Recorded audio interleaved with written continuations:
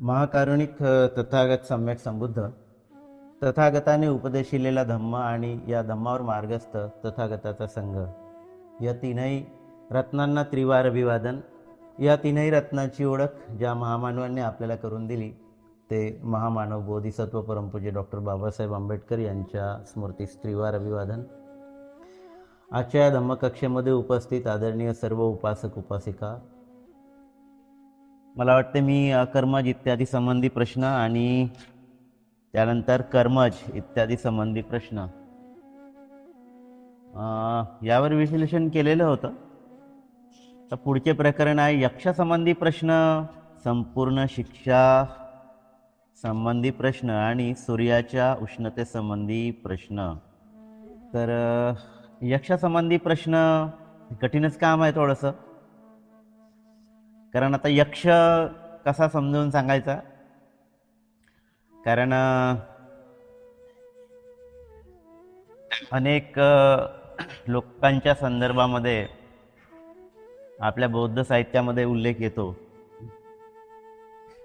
तसाच यक्षाचा सुद्धा येतो. यक्ष रक्ष साधी ही नाना भयतो वा नाना उपदवतो वा. तर आपल्या अनेक गाथांमध्ये यक्ष असा उल्लेख आपल्याला आढळून येतो है ना. विशेषतः मेत्ताभावनामध्ये सुद्धा आपल्याला हा संदर्भ आढळून येतो, नाही का. मेत्ताभावनामध्ये सुद्धा म्हटलेलं आहे,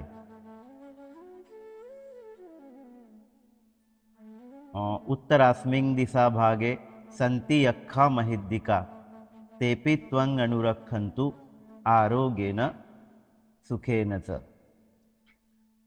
पुन्हा कुबेराचा सुद्धा उल्लेख आलेला आहे. पुरत्थिमेन धटरत्तो दक्षिणेन विरुढक्को पश्चिमेन विरूपक्को कुबेरो उतरंग दिसन. लोकपालाचा सुद्धा उल्लेख आलेला आहे. लोकपाला चत्तारो ते महाराजा लोकपाला यशस्सिनो तेपि त्वं अनुरक्षन्तु आरोग्येन सुखेनच. तर अशा पद्धतीनं पूर्वेमध्ये राहणारे धृतराष्ट्र, दक्षिणेमध्ये राहणारे विरुढक, पश्चिममध्ये राहणारे विरूपाक्ष, उत्तरेमध्ये राहणारे कुबेर ना. तर अशा पद्धतीनं हे सगळे लोक रक्षा करोत असा हा उल्लेख या मैत्री भावनेमध्ये आपल्याला दिसून येते. आणि त्यामध्ये हा यक्षाचा उल्लेख आपल्याला आढळून येतो. म्हणजे बौद्ध गाथांमध्ये, बौद्ध साहित्यामध्ये लोकपाल, कुबेर, ब्रह्म, गंधर्व, यक्ष वगैरे असे अनेक शब्द खूप साऱ्या सूत्रांमध्ये खूप साऱ्या ठिकाणी आलेले आहेत. तर असे अनेक संदर्भ आपल्याला उल्लेख या शब्दांचा आपल्याला पाहायला मिळतो. आणि अर्थातच जेव्हा राजा भन्ते नागसेनाला विचारतो तर यक्ष नावाचे कुणी आहेत काय. आता यक्ष हा जो उल्लेख आलेला आहे तो अमनुष्य म्हणून आलेला आहे. म्हणजे यक्ष हा मनुष्य नाही. तर विशेषतः ज्याला आपण असुर म्हणतो, असुर लोक म्हणतो, अशा या असुरांमध्ये यक्षाची गणती होते असं बौद्ध साहित्यामध्ये लिहिलेलं आपल्याला दिसून पडते. आणि म्हणून ते विचारतात की यक्ष नावाचे कुणी आहेत काय. तर ते म्हणतात, होय राजा, या जगामध्ये यक्ष नावाचे लोक आहेत. या जगामध्ये यक्ष नावाचे लोक आहेत. ते यक्ष त्यांच्या योनीमधून मरण पावत नाहीत काय. उत्तर आहे, ते यक्ष आपल्या योनी मधून मरण पावतात. तर आपल्या बौद्ध साहित्यामध्ये सुद्धा आपल्याला एक सूक्त दिसून पडते. सूक्त निपातामध्ये हे सूक्त आलेलं आहे. त्याला आपण आळवक सूक्त असं म्हणतो. आळवक सूक्त. तर हा आळवक जो आहे तो यक्ष आहे, ज्याला पालीमध्ये आपण यक्ष म्हणतो. आणि हा पालीमध्ये जो शब्द आलेला यक्ष त्याचा अर्थ यक्ष असा होतो. आणि आळवक सूक्तामध्ये आळवक नावाच्याच यक्षाचा म्हणजे यक्षाचा उल्लेख आलेला आहे. त्यामध्ये लिहिलेलं आहे, एवं मी सूतंग एकं समयं भगवा आळवियं विहरती आळवस्स यक्षस्स भवने. म्हणजे याचा अर्थ आहे, असं मी ऐकले आहे की एकदा भगवान बुद्ध आल्वक यक्षाच्या राज्यात, आता आल्वक यक्षाचं राज्यही होतं, त्या राज्याचं नाव होतं आळवी असं नाव होतं. तेव्हा तथागत आळवकाकडे आला व म्हणाला, म्हणजे आल्वक तथागताकडे आला व म्हणाला. आल्वक जो यक्ष आहे तो तथागताकडे आला आणि तो तथागताकडे येऊन म्हणतो आहे, काय म्हणतो आहे, साधा उसोती भगवा निक्कम्मी पविस समनाती साधा उसोती भगवा पाविसी. म्हणजे श्रमणा चालता हो असं म्हणतो, श्रमणा चालता हो. त्याच्या राज्यामध्ये भगवान बुद्ध आलेले आहे आणि तो भगवान बुद्धाजवळ येतो आणि म्हणतो, श्रवण चालता हो. बुद्ध म्हणतो, मित्रा ठीक आहे. म्हणजे मित्रा ठीक आहे म्हणून तथागत जायला निघतात, तेव्हा पुन्हा यक्ष बोलतो, मित्रा आत ये. तथागत आत येतात. मित्रा ठीक आहे असं म्हणून ते आत येतात. पुन्हा यक्ष त्यांना म्हणतो, श्रमण चालता हो. मित्रा ठीक आहे म्हणून ते चालते व्हायला लागतात. पुन्हा यक्ष त्यांना म्हणतो, श्रमण आत ये. तथागत पुन्हा आत येतात. म्हणजे ही प्रक्रिया 3दा चालते. चालता हो आत ये, चालता हो आत ये, चालता हो आत ये, अशा पद्धतीनं ते चालते व्हायला लागतात 3दा आणि 3दा आतमध्ये यायला लागतात. आणि मग 4थ्यांदा जेव्हा तो यक्ष बुद्धाला म्हणतो की श्रमण चालता हो, तेव्हा तथागत त्याला म्हणतात, मी आता मुळीच जाणार नाही, तुला जे वाटते ते कर.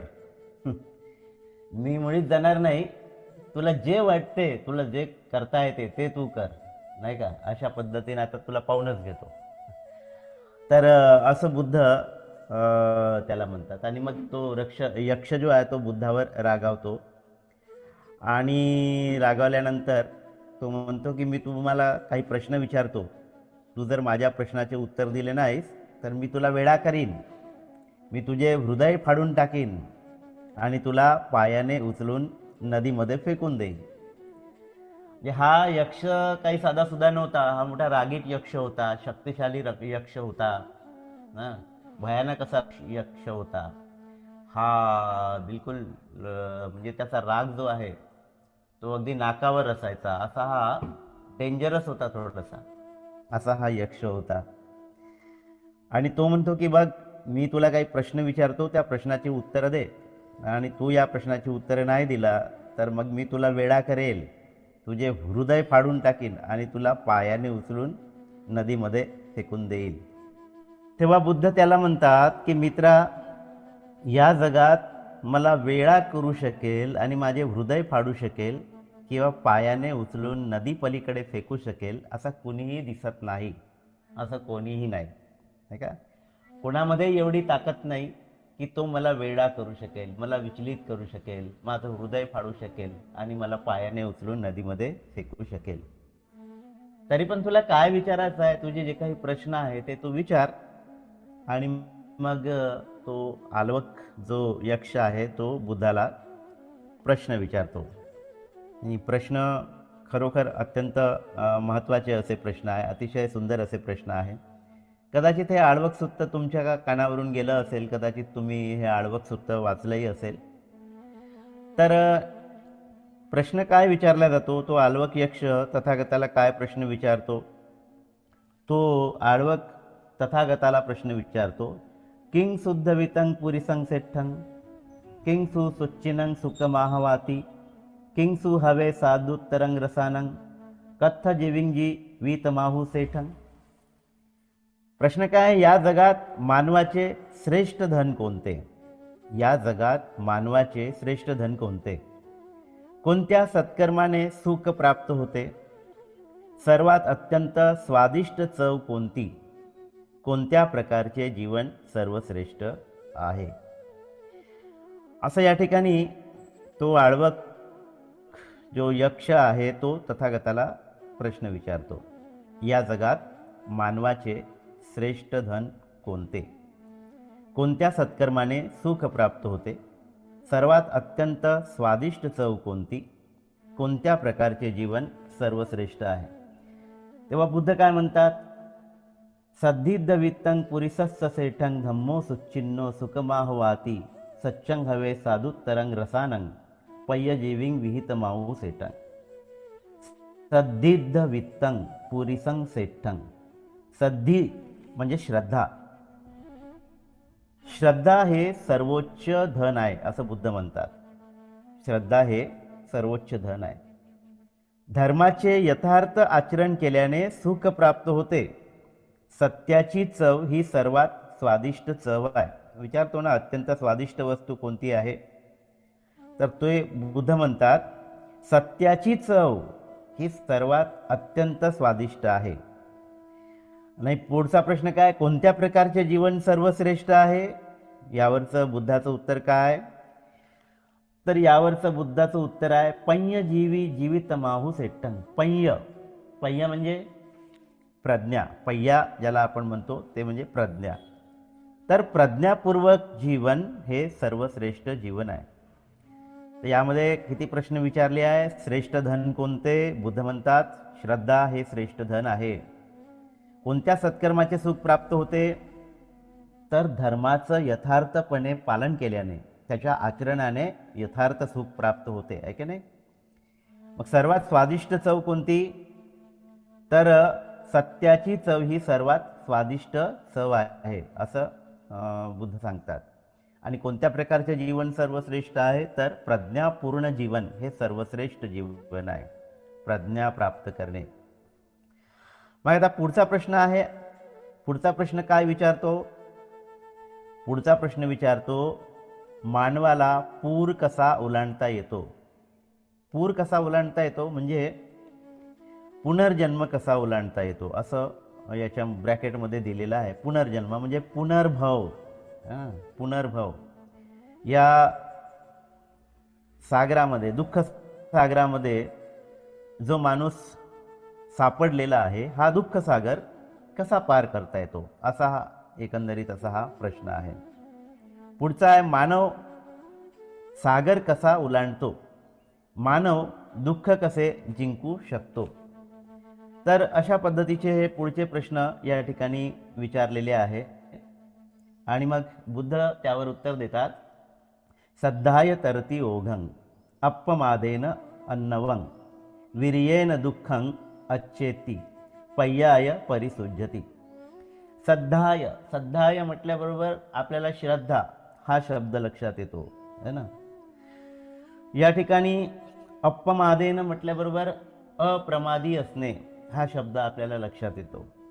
वीर्येन म्हटल्याबरोबर वीर्य हा शब्द आपल्याला लक्षात येतो, है ना? आणि पय्याय म्हटल्याबरोबर आपल्याला प्रज्ञा हा शब्द लक्षात येतो.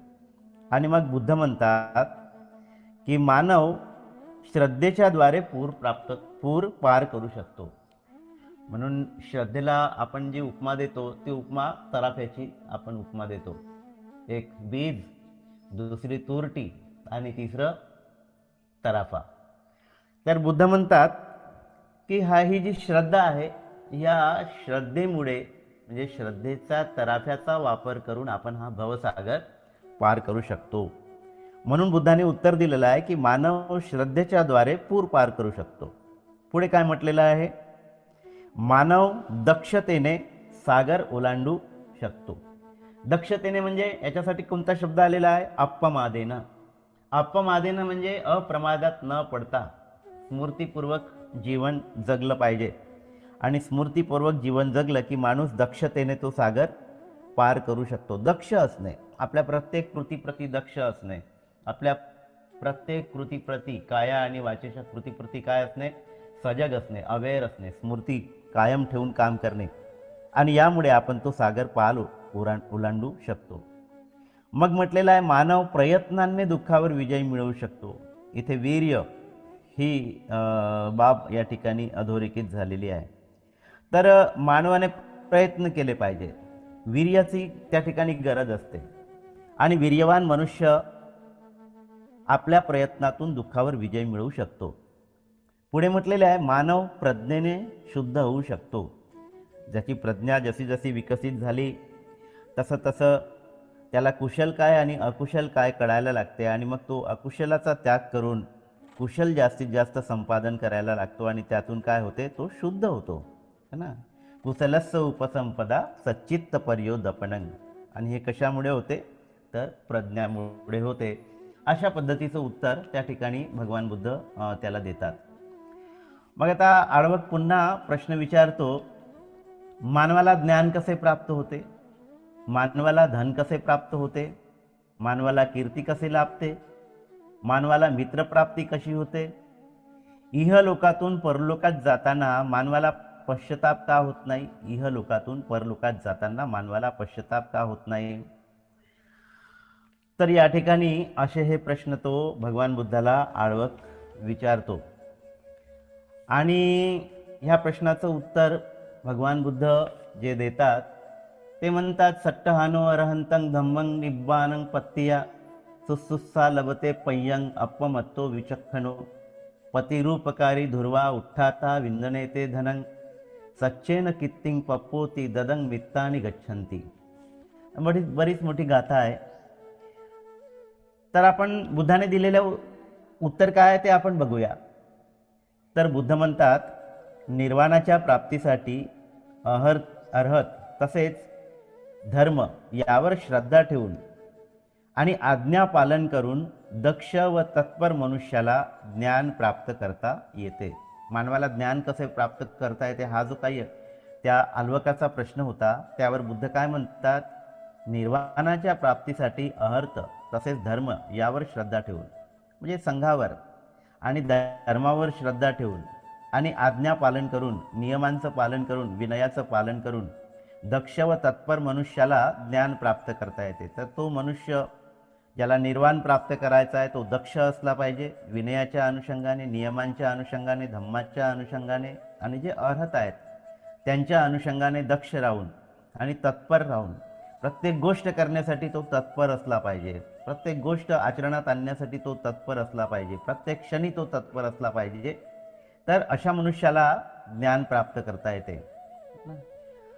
पुढे म्हटलेलं आहे की मानवाला धन कसे प्राप्त होते, हा जो प्रश्न आहे त्यावर बुद्ध म्हणतात, जो उचित तेच करतो, जे उचित आहे तो तेच करतो, जो दृढ निश्चयी असतो, म्हणजे संकल्प करतो की मला हे करायचं आहे आणि त्या दृढ निश्चयावर म्हणजे त्या संकल्पावर तो दृढ राहतो ना, त्याला पूर्ण करण्यासाठी पराकाष्ठ करतो. जो जागृत असतो त्यालाच धन प्राप्त होते, जो दान करतो त्यालाच मित्र प्राप्त होतात. आता या ठिकाणी धन जे आहे ते भौतिक अर्थाने धन त्याला प्राप्त होते असा हा भाग नाही आहे. जे कदाचित धन त्यामुळे प्राप्त होऊ शकते हा भौतिकतेचा भाग झाला, परंतु विशेषतः त्याला धन म्हटलेलं आहे. शील समाधी प्रज्ञा, बुद्ध याला धन म्हणतात, आंतरिक धन है ना. मनाच्या आधारावर जी सुखाची प्राप्ती होते ते सुखाची प्राप्ती म्हणजे धन असं या ठिकाणी बुद्ध म्हणतात. आणि ते जागृतीतून, दृढ निश्चयातून, जे उचित आहे त्या करण्यातून एक प्रकारे त्याला काय प्राप्त होते, धन प्राप्त होते.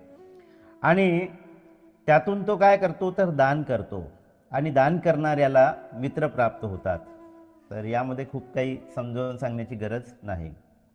मग पुढे तथागत म्हणतात, मानवाला कीर्ती कशी लाभते असा जो प्रश्न आहे त्यावर उत्तर देताना बुद्ध काय म्हणतात, ज्या श्रद्धावान उपासकाशी सत्य, सदाचार, सहनशीलता आणि औदार्य असते त्याला मृत्यूनंतर पश्चाताप होत नाही.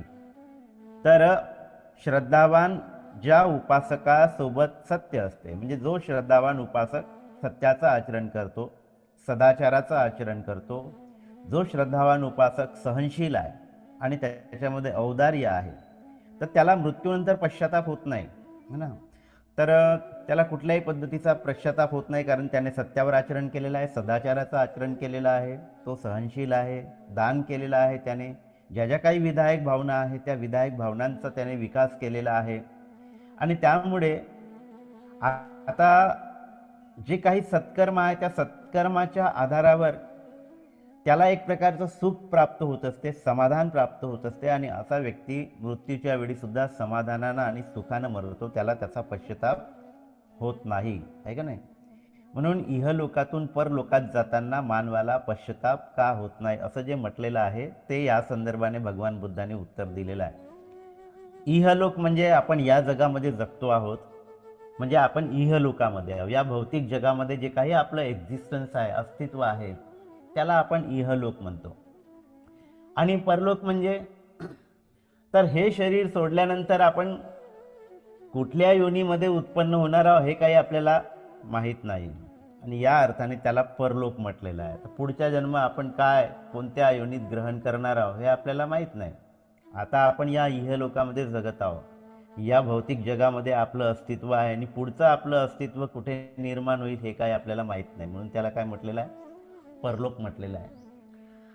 तर असे शब्द आपल्याला इतरही साहित्यामध्ये मोठ्या प्रमाणावर आढळतात, परंतु ते बौद्ध साहित्यामध्ये सुद्धा आपल्याला असे शब्द आढळून येतात, इहलोक, परलोक वगैरे. आणि मग आपले लोक ते गोंधळात पडतात की हे परलोक वगैरे काय भानगड आहे, हा शब्द कुठून आला. आणि परलोक म्हणजे अनेक पद्धतीचे लोक आहेत, आणि ही जी गती आहे ती आपल्या कर्मावर आधारित आहे. मृत्यूच्या वेळी आपली मनस्थिती कशी आहे त्यावर आपली गती निर्धारित केलेली आहे, असं भगवान बुद्धांनी अनेक ठिकाणी सांगितलेलं आहे.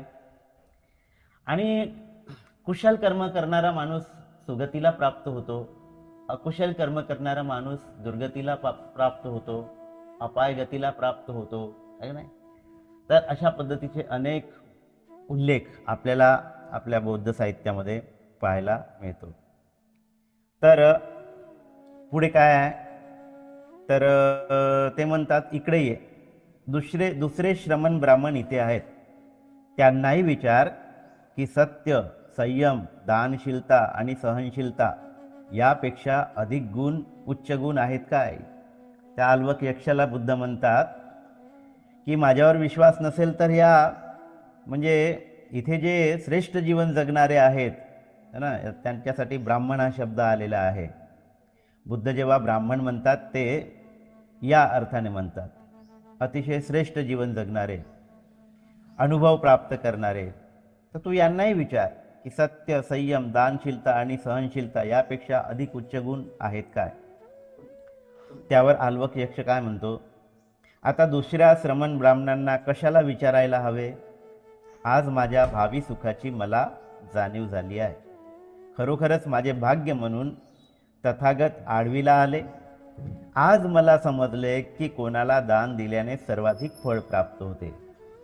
असं तो आल्वक त्या ठिकाणी बुद्धाला उद्देशून म्हणतो की तुम्ही जे सांगितले ते अतिशय महत्त्वाची बाब आहे, ही मला पटलेली आहे, आणि आता कोणाला दान दिलं पाहिजे हेही मला समजलेलं आहे, आणि कोणतं दान दिल्याने सर्वाधिक फळ प्राप्त होते, हे का नाही. तर आजपासून तथागत व त्यांच्या धम्माला वंदन करून एका गावाहून दुसऱ्या गावाला, एका नगराहून दुसऱ्या नगराला मी फिरत जाईल. अशा पद्धतीनं तो आळवक भगवान बुद्धाला म्हटतो. असे म्हटल्यावर आळवक यक्ष भगवंताला म्हणतात, आश्चर्य आहे हे गौतम, आश्चर्य आहे हे गौतम. म्हणजे बुद्ध ज्यावेळेस उपदेश देतात त्यावेळेस तो उपदेश ऐकून झाल्यानंतर अनेकांच्या तोंडामधून अशा पद्धतीचे उद्गार बाहेर पडलेले आहेत, हे आपण बघितलेलं आहे का नाही. वा, किती छान, आश्चर्य आहे, जे दिसत नव्हतं ते दिसायला लागलं, वगैरे वगैरे. अशा पद्धतीच्या खूप साऱ्या शब्दांचा प्रयोग आपल्याला बुद्धाच्या प्रवचन झाल्यानंतर लोकांच्या तोंडून उत्स्फूर्तपणे बाहेर निघालेले आहे. आणि मग हे बुद्धाची उत्तरं ऐकून त्या आळवकाच्या तोंडामधून सुद्धा आश्चर्य आहे हे गौतम, आश्चर्य आहे. जसे पालथे पडलेल्या भांड्याला सरळ करावे किंवा झाकलेल्या वस्तूला उघडी करावी, रस्ता विसरलेल्याला रस्ता दाखवावा किंवा अंधारात दीप प्रज्वलित करावा ज्यामुळे डोळ्यात दिसू लागते, त्याप्रमाणे भगवान गौतमांनी अनेक पर्यायाने धम्म प्रकाशित केलेला आहे. मी बुद्धाला शरण जातो, धम्माला आणि संघाला सुद्धा. मला आजपासून शरणागत उपासक म्हणून भगवान गौतमाने समजावे. तर असं हे आळवक सुत्त निपातामध्ये आलेलं आहे. आणि अशा या आळवक सुत्ताच्या संदर्भाने म्हणजे यक्षासंबंधी प्रश्न या संदर्भाने हा जो एक आळवक यक्ष होता, तर भगवान बुद्ध त्याला भेटतात, त्याच्या नगरीमध्ये, आळवी नगरीमध्ये जातात, त्याला उपदेश करतात, त्याला सरळ मार्गावर आणतात आणि त्याला आपला उपासक करून घेतात, है काय. तर या सगळ्या गोष्टी जेव्हा आपण आपल्या बौद्ध साहित्यामध्ये वाचतो, कारण यक्ष काय आहे याच्याशी आपला काही संबंध आलेला नाही, आपला तो काही अनुभव नाही, कारण आपल्या या भूमीच्या व्यतिरिक्त इतर ज्या काही भूमी आहेत है ना, इतरही भूमी आहेत ना, त्या भूमीविषयी आपल्याला काही कल्पना नाही. आणि म्हणून असं वाटतं की ही काय भानगड आहे, हे खरंच काही असेल का अशा पद्धतीचं. पण आता बौद्ध साहित्यामध्ये अशा पद्धतीनं उल्लेख आलेला आहे. तर या अनुषंगाने हे जे आळवक सुत्त आहे, जे यक्षासंबंधीचं सुत्त आहे, तर यातून आपल्याला बराच काही बोध मिळू शकते. आपल्याला द्रोण ब्राह्मणा संदर्भाने आठवत असेल, द्रोण ब्राह्मण ज्यांनी भगवान बुद्धांच्या अस्थी 8 भागामध्ये विभाजित करून दिलेल्या होत्या, त्या ठिकाणी अस्थी संदर्भाने विवाद झालेला होता. त्याचा संदर्भ बुद्ध आणि त्यांचा धम्मामध्ये आलेला आहे. बुद्ध त्या रस्त्यानं जात असताना त्याच्या पाऊलखुणा त्याला ज्यावेळेस दिसतात, त्यावेळेस तो म्हणतो की बाबा ह्या ज्या पाऊलखुणा आहे साधारण मनुष्याच्या पाऊलखुणा नाही आहे. तेव्हा बुद्ध ज्या ठिकाणी बसून असतात त्या ठिकाणी गेल्यानंतर बुद्धाला तो काही प्रश्न विचारतो. त्या प्रश्नामध्ये प्रश्न असतो, तुम्ही गंधर्व आहात का, तुम्ही ब्रह्म आहात का, तुम्ही देव आहात का, तुम्ही यक्ष आहात का, आणि मग शेवटचा प्रश्न विचारतो, तुम्ही मनुष्य आहात काय. आणि या प्रत्येक प्रश्नाचं उत्तर बुद्ध देतात नाही. आणि मग ते शेवटी विचारतात, मग तुम्ही आहात तरी कोण. तेव्हा ते म्हणतात की मी बुद्ध आहे. तेव्हा त्यातला एक प्रश्न, तुम्ही यक्ष आहात काय, बुद्धांनी त्याचं उत्तर दिलं नाही, आहे की नाही. बुद्धांनी त्याचं उत्तर नाही असं दिलेलं आहे.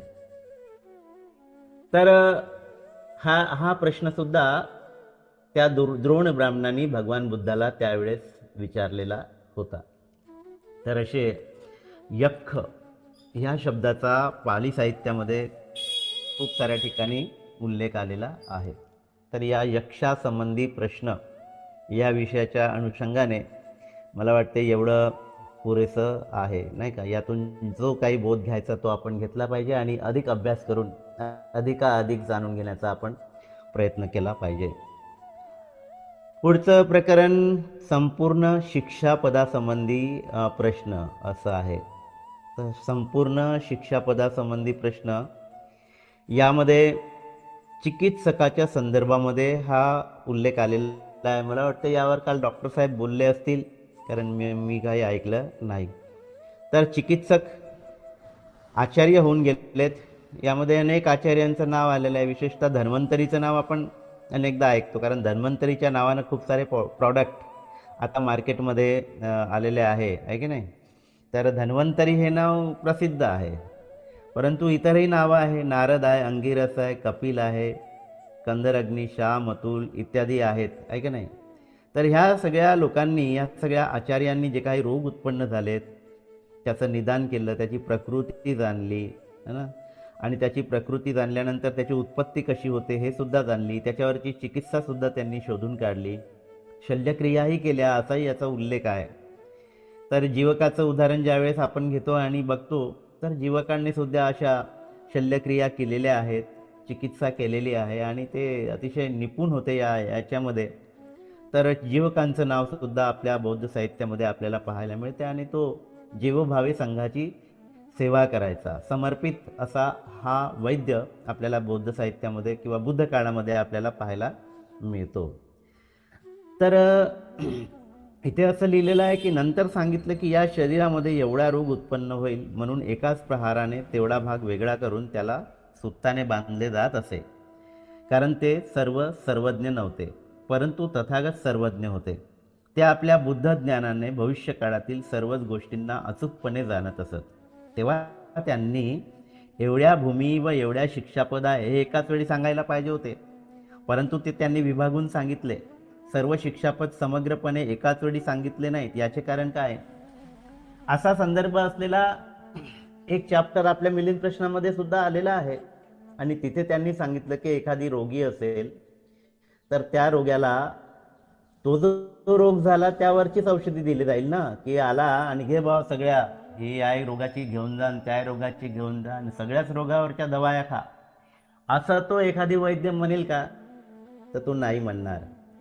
आता त्याला जो रोग झालेला आहे नेमकं त्याचं निदान तो करेल आणि त्याच्यावरची औषध त्याला देईल. हे स्वाभाविक प्रक्रिया आहे, स्वाभाविक गोष्ट आहे. आणि म्हणून बुद्धाने सुद्धा मनस्थिती ओळखून, परिस्थिती ओळखून, त्याला नेमक्या कोणत्या गोष्टीची गरज आहे नेमकं ते तत्व त्याला समजावून सांगितलेलं आहे, कारण त्या दुःखातून त्याला बाहेर पडता यावं. असं विविध प्रसंगी विविध गोष्टींचा किंवा विविध तत्वांचा किंवा विविध बाबींचा उल्लेख करून भगवान बुद्धाने वेगवेगळ्या प्रसंगी वेगवेगळा उपदेश केलेला आहे, हे आपल्याला पाहायला मिळते.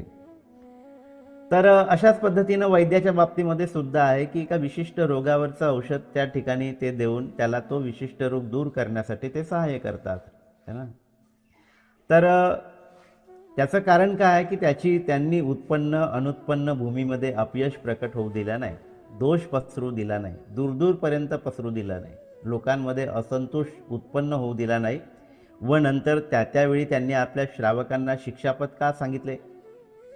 ते म्हणतात की राजा, याविषयी तथागताला माहीत होते की यावेळी या लोकांसमोर अधिकाधिक 250 शिक्षापद सांगावे लागतील. आणि तथागताला असे वाटले की जर मी अधिकाधिक 250 शिक्षापदांना एकाच झटक्यात सांगितले तर लोक ते पाहून घाबरून जातील व म्हणतील, इथे एवढ्या शिक्षापदांचे पालन करायचे आहे, त्याचे पालन करणे कठीण आहे, गौतमाच्या शासनामध्ये प्रवज्जित होणे कठीण आहे. अशा पद्धतीचा ते विचार करतील आणि असा विचार करून ते म्हणतील की बापरे, किती भयानक गोष्ट आहे. 5च शिला आपण उपासकांना सांगतो, ते 5च शिला म्हणतात बापरे, हे तर खूप कठीण काम आहे बाबा, ह्या 5 शिलाचं माझ्याच्यानं पालन होत नाही. तर मग 250 म्हणजे नाही का, असे शिक्षापद आहे, एवढे शिक्षापद पाहूनच ते लोक घाबरून जातील आणि मग ते दूर पडतील, नाही ते संघामध्ये सामील होणार नाही आणि बुद्धशासनामध्ये ते प्रवज्जित होणार नाही. अशी ही बाब या ठिकाणी सांगितली गेलेली आहे आणि ती अगदी स्वाभाविक आहे, अगदी स्वाभाविक आहे. आणि म्हणून जेव्हा जेव्हा दोष निर्माण झाला, जेव्हा जेव्हा अशा काही घटनाक्रम झालेत की जे निषिद्ध आहेत आणि त्या अनुषंगाने वेळोवेळी भगवान बुद्धांनी नियम बनवलेले आहे, रूल्स बनवलेले आहे, विनय तसा घालून दिलेला आहे. म्हणून एकाच वेळेस सगळ्या नियमांची निर्मिती झाली असं आपल्याला दिसून पडत नाही. तर जसे जसे दोष निर्माण झाले, जसा जसा त्रुटी आढळून आल्या, जसे जसे प्रसंग निर्माण झाले, त्या प्रसंगाच्या अनुरूप भगवान बुद्धाने वेळोवेळी भिक्षूंना नियम घालून दिलेले आहे. तर म्हणून एकाच वेळी जर आपण सांगितलं तर ते काही पचणार नाही ना. म्हणून हळूहळू एक एक तत्व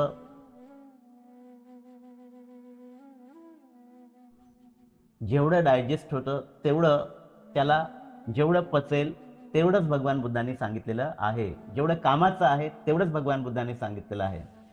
ज्यातून तो आपल्या दुःखातून मुक्ती मिळवू शकते तेवढ्याच गोष्टी भगवान बुद्धाने सांगितलेल्या आहे. आणि म्हणून ते म्हणतात की असं जर केलं असतं तर भगवान बुद्धाच्या वचनावर श्रद्धा करणार नाहीत व ते लोक श्रद्धाहीन होऊन विनाशाला प्राप्त होईल. म्हणून श्रद्धा निर्माण झाली पाहिजे. म्हणून बुद्धानं दानाचं महत्त्व अगोदर समजावून सांगितलं, शिलाचं महत्त्व समजावून सांगितलं. अशा छोट्या छोट्या गोष्टी समजावून सांगून त्याला धम्माकडे खेचण्याचा प्रयत्न भगवान बुद्धांनी केला, धम्मामध्ये स्थापित करण्याचा प्रयत्न भगवान बुद्धांनी केला. आणि जेव्हा एखादा व्यक्ती धम्मात स्थापित होतो तेव्हा तो ग्रहणशील होतो, आणि जेव्हा तो ग्रहणशील होतो तेव्हा एखादी जे तत्व आहे ते तत्व त्याच्यासमोर आपण मांडू शकतो. आणि भगवान बुद्धाने नेमकं त्याच पद्धतीने केलेलं आहे. म्हणून उत्पन्न अनुत्पन्न भूमीमध्ये धर्मदेशनाकरिता दोष प्रकट होऊ दिला नाही व वेळोवेळी शिक्षापदांचा उपदेश दिला. तर परत राजाच्या तोंडून तेच वाक्य निघतात, आश्चर्य आहे, बुद्ध अद्भुत आहे, भगवान बुद्धाचे सर्वज्ञान असेच आहे. तर भंते नागसेन आपण खूप चांगल्या पद्धतीने हे सगळं समजावून सांगितलेलं आहे. अशा पद्धतीची स्वीकृती त्या ठिकाणी राजा देतात. तर या अनुषंगाने आपण हे प्रकरण समजून घेण्याचा प्रयत्न केलेला आहे. सारख्या सारख्या आशयाची प्रकरणे येतात, तर हे सुद्धा एक त्याच आशयाचं प्रकरण पुन्हा या ठिकाणी आलेलं आहे. पुढचं प्रकरण आहे सूर्याच्या उष्णतेसंबंधी प्रश्न. मला वाटते सूर्याच्या उष्णतेसंबंधी प्रश्न हे काही फार समजायसाठी कठीण अशी बाब नाही आहे. आणि प्रश्न जो स्वाभाविक असा विचारला गेलेला आहे की सूर्याला 4 प्रकारचे कोणते विकार आहे. तर त्यापैकी एक विकार जरी उत्पन्न झाला तरी सूर्याची प्रखरता कमी होत असते. आणि मग ते सांगतात की सूर्याचे जे विकार आहेत ते 4 विकार आहेत. आणि हे चारही विकार अगदी स्वाभाविकपणे आपल्याच्या अनुभवाची बाब आहे की ढग येणं हे सूर्याचा विकार आहे. कारण ढग आला की त्या ढगाखाली सूर्य लपला जातो आणि त्याची जी काही प्रखरता आहे ते सौम्य होऊन जाते. तर हा काय आहे, तर हा विकार आहे, सूर्याचा विकार आहे ना, ढग निर्माण होणे. दुसरं काय, धुके पडणे, हा सूर्याचा विकार आहे. आता धुके पडले म्हणजे आपल्याला माहीत आहे की धुक्यामुळे जे काही निर्माण होते त्यातून सूर्याची किरणं पास होऊ शकत नाही, सूर्य आपल्याला दिसत नाही. धुकं दिसते आपल्याला पण त्या पलीकडे असलेला सूर्य मात्र आपल्याला दिसत नाही, म्हणून धुकं पडणं हा सूर्याचा विकार आहे. त्यानंतर मेघांचा वर्षाव होणं. मेघ जेव्हा आकाशामध्ये दाटतात, मेघ भरून येतात, त्यावेळी त्या मेघांच्या आड सूर्य लपल्या जातो ना, आणि त्यामुळे आपल्याला सूर्याचं दर्शन होत नाही. हा सूर्याचा विकार आहे. जे ढगाळणे, धुके पडणे, मेघांचा वर्षाव होणे आणि नंतर ग्रहण लागणे हा सुद्धा सूर्याचा विकार आहे. जे सूर्यग्रहण ज्यावेळेस लागते त्यावेळेस सूर्य पूर्णपणे झाकला जातो किंवा त्याचा प्रकाश पूर्णपणे नाहीसा होतो, अंधकार पसरते. तर हे सूर्याचे विकार आहेत. त्यामुळे सूर्याची जी काही प्रखरता आहे ते सौम्य होते. अगदी बेसिक प्रश्न या ठिकाणी विचारलेला आहे आणि त्याचे सहज सोपे उत्तरसुद्धा भंते नागसेनानी या ठिकाणी राजाला दिलेले आहेत. पुढचा प्रखर उष्णते संबंधी प्रश्न हा आलेला आहे आणि त्यामध्ये प्रश्न आहे, हेमंत ऋतूमध्ये सूर्य जेवढ्या प्रखरपणे तापतो तेवढ्या प्रखरपणे ग्रीष्म ऋतूमध्ये का तापत नाही ना. जेवढ्या प्रखरतेनं तो हेमंत ऋतूमध्ये तापतो तेवढ्या प्रखरतेनं ग्रीष्म ऋतूमध्ये तो तापत नाही. पावसाळ्याच्या दिवसामध्ये आपण पाहतो ढगच दाटून राहतात आणि हेमंत ऋतूमध्ये म्हणजे उन्हाळ्याच्या दिवसामध्ये प्रखर ऊन तापते, हा आपणा सर्वांचा अनुभव आहे. आणि त्यावर भाष्य करताना म्हणतात की राजा, ग्रीष्म ऋतूमध्ये धुळीचे कण सर्वत्र पसरलेले असतात, वाऱ्यामुळे ती धूळ आकाशाला जाऊन भिडते, आकाशसुद्धा ढगाळून जात असते, वारा वादळ अधिक वेगाने वाहत असतो व त्या सर्व प्रकारामुळे सूर्याची किरणं झाकली जात असतात. त्यामुळेच ग्रीष्म ऋतूमध्ये सूर्याची प्रखरता सौम्य असते. परंतु हे राजा, हेमंत ऋतूमध्ये पृथ्वी खाली शांत असते, वर आकाशात मेघ नसतात, धुळीचे कण शांत असतात, रेणू शांत शांत आकाशात विचरण करतात, आकाश ढगाळलेले नसते, आकाश साफ असते आणि मंद मंद वारा वाहत असतो. तर या कारणामुळे सूर्यकिरण पूर्णपणे विशुद्ध असते व कसल्याही प्रकारचे विकार नसल्यामुळे सूर्य प्रखरपणे तापत असते. आपला सर्वांचा हा स्वाभाविक असा अनुभव आहे आणि हे वाचल्यानंतर आपल्याला सूर्य जो काही झाकला जातो किंवा जो काही प्रखरपणे तापतो त्याच्या पाठीमागची जी काही कारणं आहे, जी या ठिकाणी भंते नागसेनांनी समजावून सांगितलेले आहे, ते समजून घ्यायला मला वाटते काहीही अडचण नाही. आणि म्हणून या सर्व प्रकरणाच्या अनुषंगाने थोडं थोडं का होईना पण या ठिकाणी विश्लेषण केलेलं आहे, जे आपणा सर्वांना सुद्धा समजून घ्यायला खूप काही कठीण असं नाही आहे. विशेषतः यक्षसंबंधी प्रश्न हे जर प्रकरण सोडलं तर बाकी प्रकरणं समजून घ्यायला सोपे आहे. तरी पण थोडं थोडं का होईना मी या सगळ्या प्रकरणावर भाष्य केलेलं आहे आणि आपण सर्वांनी शांतपणे ऐकून घेतलं, त्याबद्दल आपणा सर्वांचं खूप खूप पुण्यानुमोदन करतो. इथेच थांबतो. नमो बुद्धाय. जय भीम.